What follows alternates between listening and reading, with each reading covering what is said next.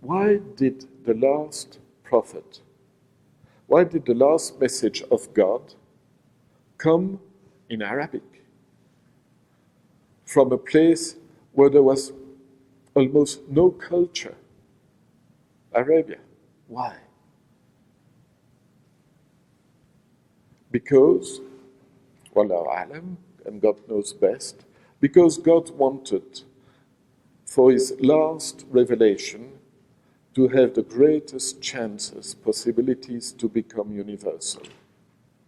So he had to create the vehicle as he had to create the message. There was nothing in Arabic before the Quran, or some poetries, yes, but nothing compared to the literature or the culture of India or China or Rome or Greece.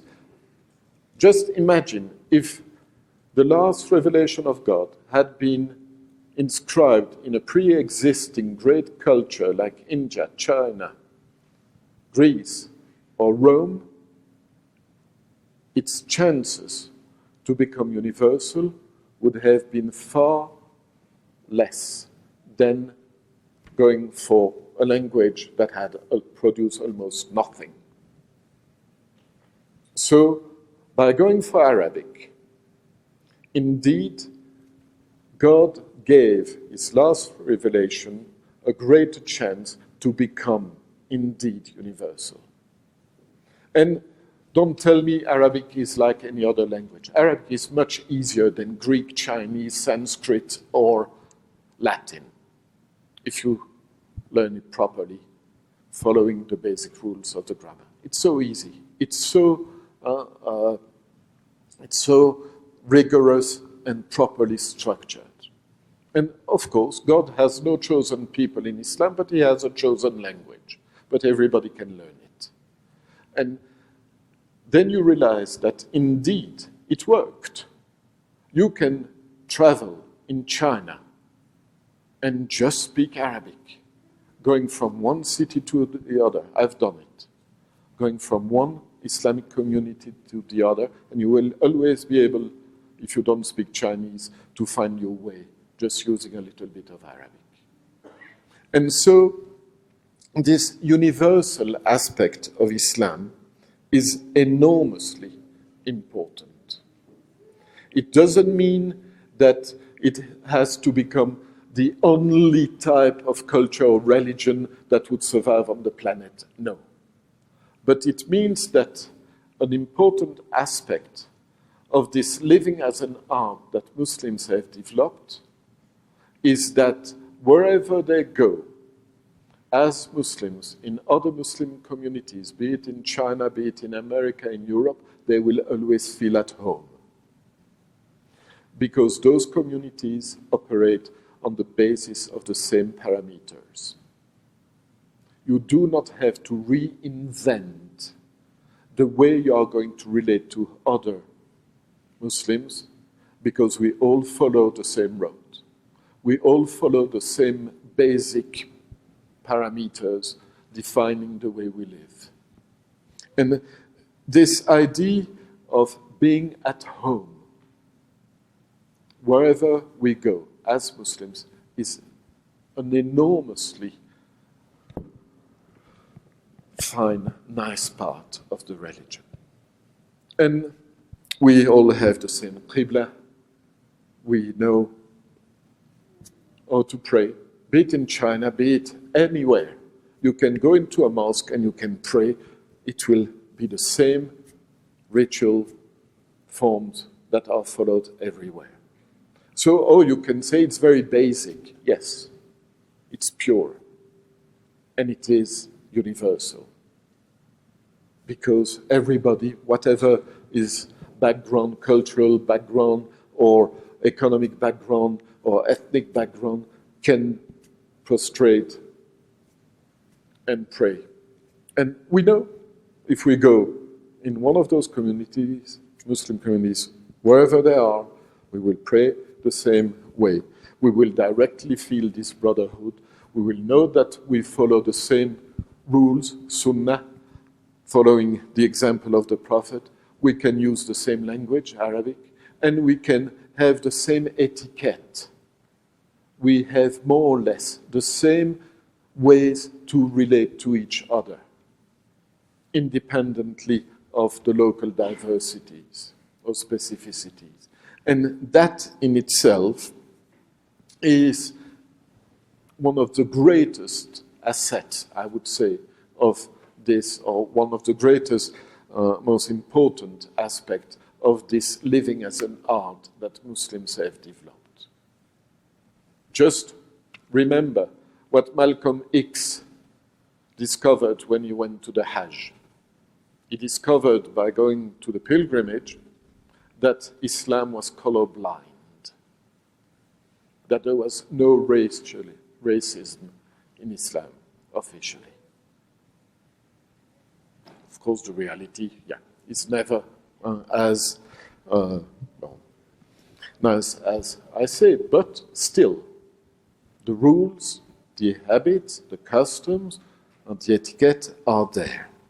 And so, another aspect of this universality or potential universality of the Islamic art of living has to do with perfecting our own humanity. It's a topic I had no time to develop this morning. But, what do we mean when we say that Muhammad, peace be upon him, is the perfect man? What do we mean when we say that we want to emulate him as our guide in the way he lived? We mean that it's not easy to be a human being.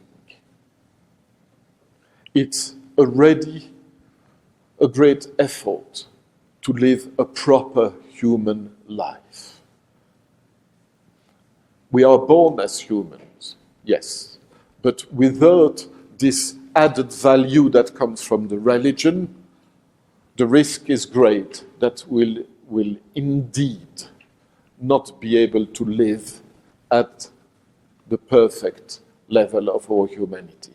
And there we can read about the universal man, al-insan al-kamil, by Abdul Karim al-Jili, who develops this idea of the perfection of humanity that we have in the Prophet and that we are trying to achieve by following his message and his path. We are just wanting to be proper humans. That's all. We compare then our situation with what happens, for example, in Christianity. Let's imagine we have those two levels, the level of God and the level of humans. Where would you put Jesus? Both. Right. Because in Orthodox Christianity, at least, he is considered as both divine and human. Then the question is, where do you think Muslims put Muhammad? Where would you put him? You would put him on that line. Yeah, but then what's the difference between him and us?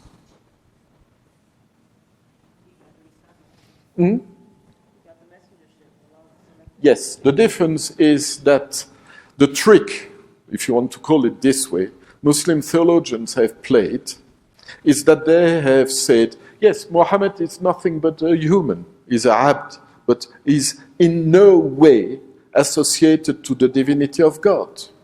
So instead of elevating Muhammad as the Christian elevate Jesus and integrate him partly in the divinity of God, instead of playing that trick, the Muslim theologians have downgraded humans. Instead of elevating Muhammad, they have downgraded the rest of humans. Which means that as Muslims, we are potentially humans.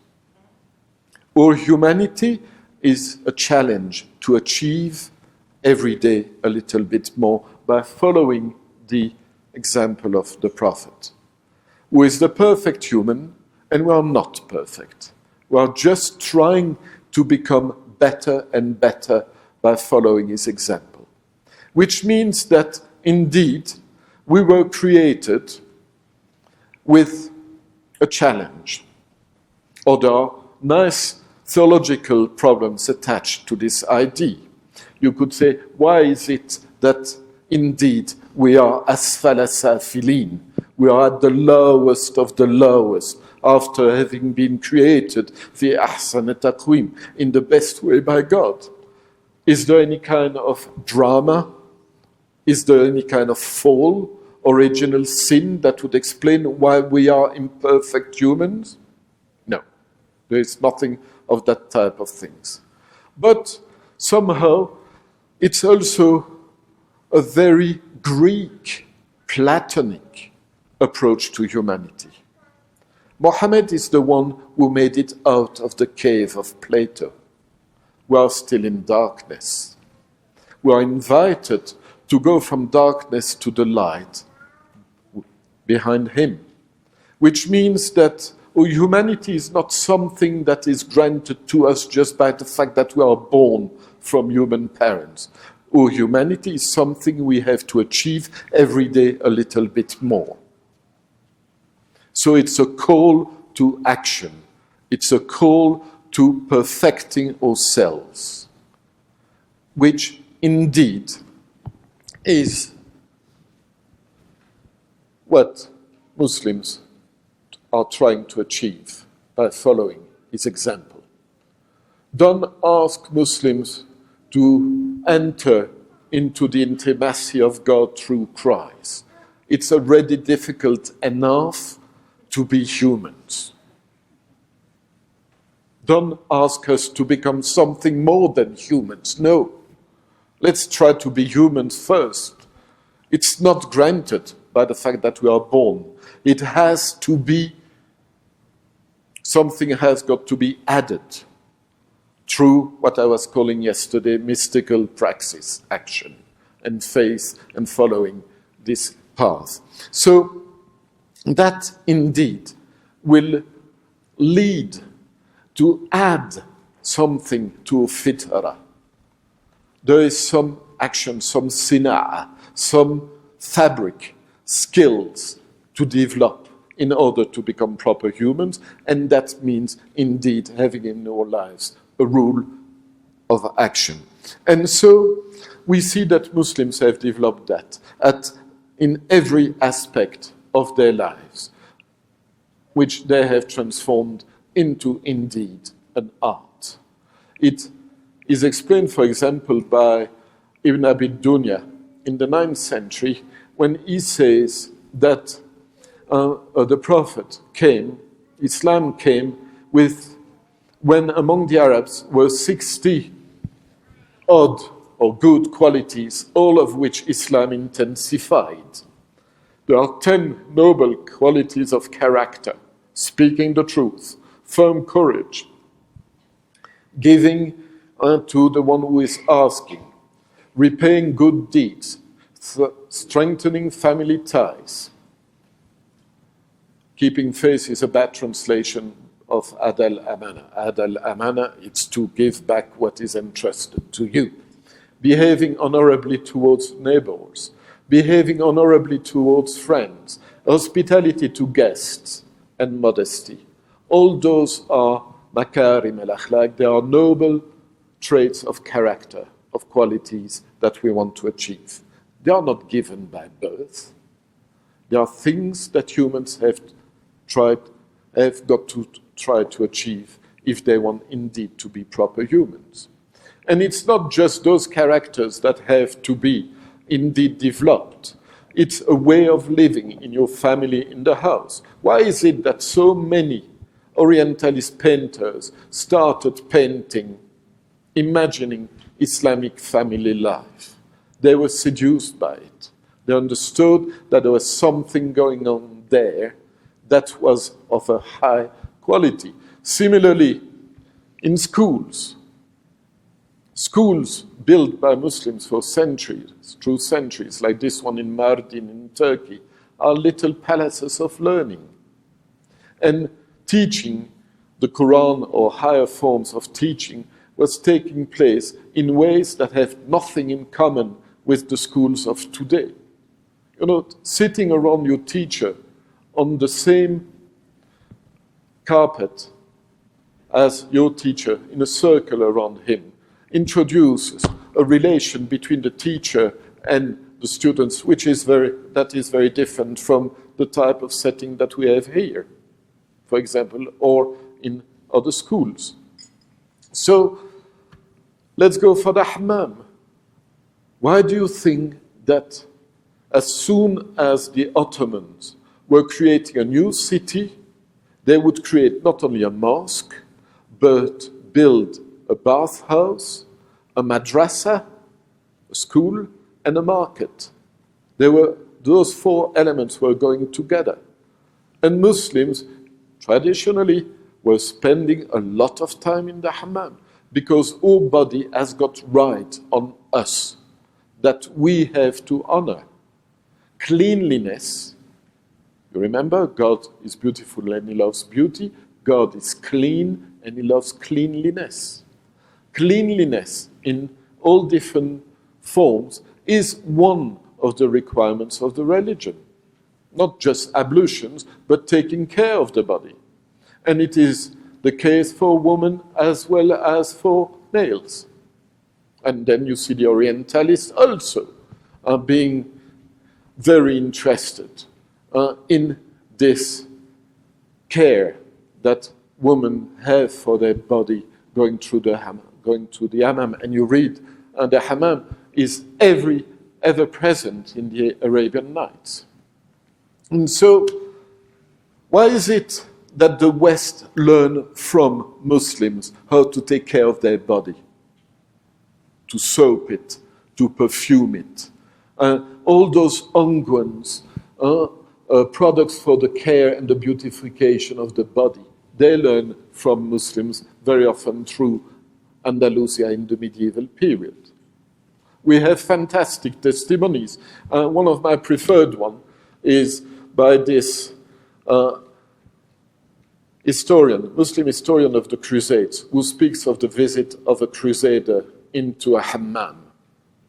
And the crusader asked King to have his private parts shaved, and not only his, but then his wife's private parts shaved in the hammam, because it leads to what you could call lessening the animal aspect of the human body by getting rid of all that hair, developing the humanity of humans even at that level, by using also perfumes. And can somebody read this one? And that's by the Burton, who translated the Arabian Nights. I love it. Come on, we have only a few minutes. We need somebody to... The Meccan apostle wisely retained the compulsory sacrament of circumcision and the ceremonial ablutions of the Mosaic law. And the 5 daily prayers not only diverted man's thoughts from the world, but tended to keep his body pure. These two institutions had been practiced throughout life by the founder of Christianity.